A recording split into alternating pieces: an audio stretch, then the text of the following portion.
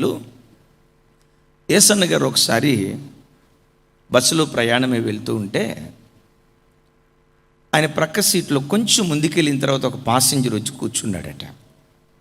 ఆ పాసెంజర్ బస్సులో కూర్చోవటంతో కళ్ళు మూసుకొని ప్రార్థన చేస్తూ ఉన్నాడట.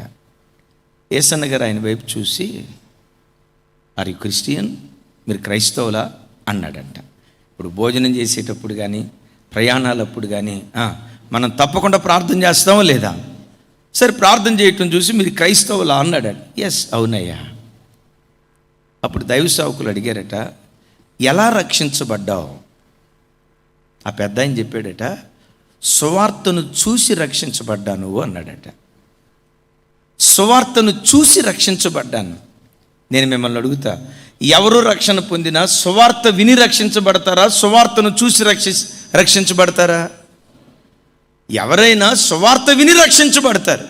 ఆయన అన్నాడంట, అందరూ సువార్తను విని రక్షించబడతారేమో కానీ నేనైతే సువార్తను చూసి రక్షించబడ్డానయ్యా అన్నాడంట. యేసన్న గారికి అర్థం కాక, సువార్తను చూసి రక్షించబడటం ఏంటయ్యా, విని కదా అంటే, అప్పుడు ఆయన చెప్పాడట, మాది శ్రీకాకుళం జిల్లా పలానా గ్రామం. మా గ్రామంలో యేసుక్రీస్తుని అంగీకరించిన క్రైస్తవుడు ఒక్కడు కూడా ఒకప్పుడు మా గ్రామంలో లేడు.